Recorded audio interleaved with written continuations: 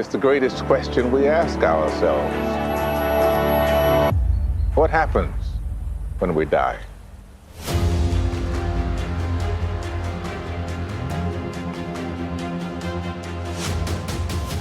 Now I'm embarking on an epic adventure to discover what we believe lies beyond death.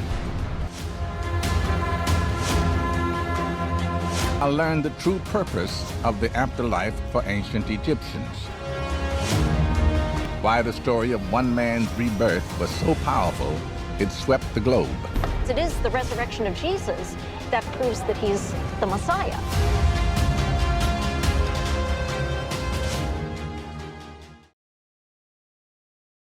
The world is accelerating. The science fiction of yesterday is rapidly becoming the science fiction of right now.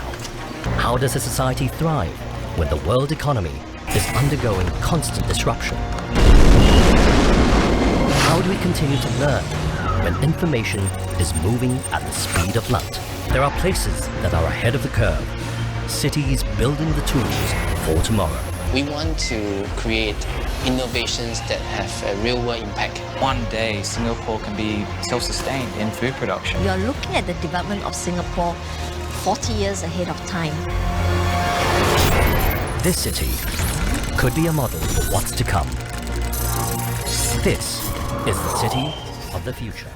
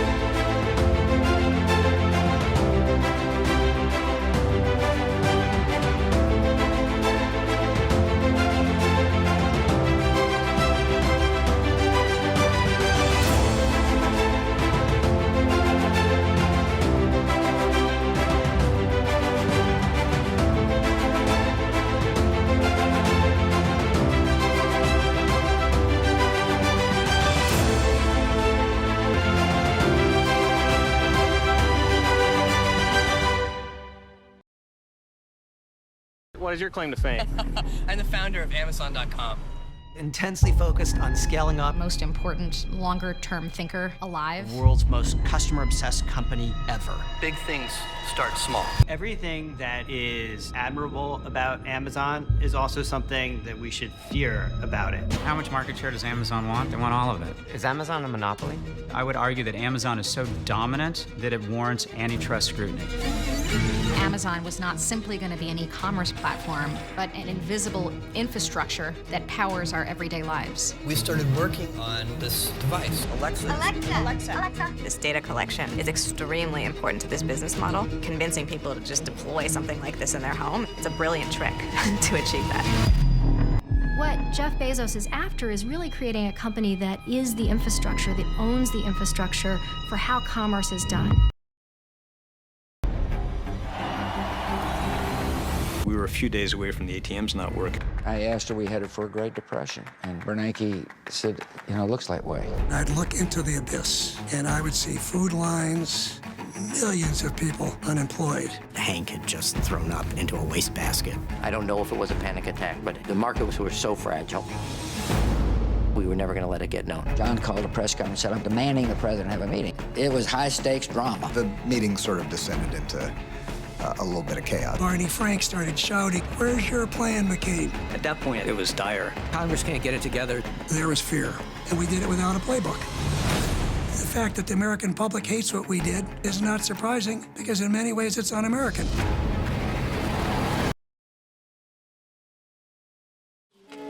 Go is the world's oldest continuously played board game.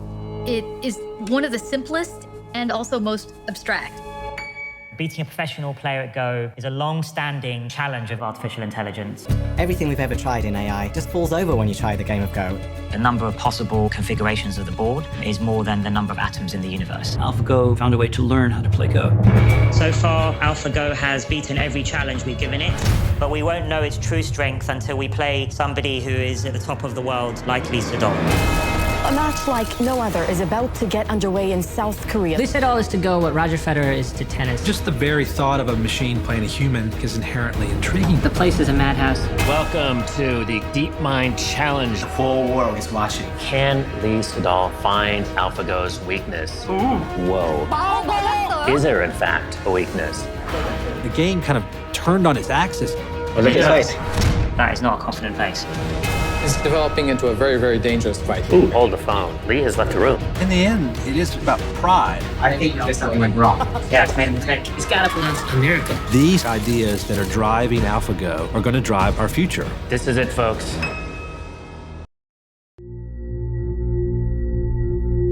Laura, at this stage, I can offer nothing more than my word. I am a senior government employee in the intelligence community. I hope you understand that contacting you is extremely high risk.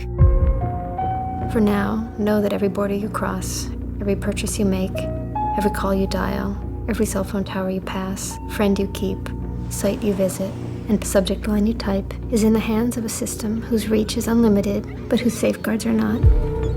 In the end, if you publish the source material, I will likely be immediately implicated. I ask only that you ensure this information makes it home to the American public. Thank you, and be careful. Citizen 4. Sorry, I don't know anything about you. Okay, I work for... Sorry, I don't know your name. Oh, sorry. My name is Edward Snowden. I go by Ed. Edward Joseph Snowden's the full name.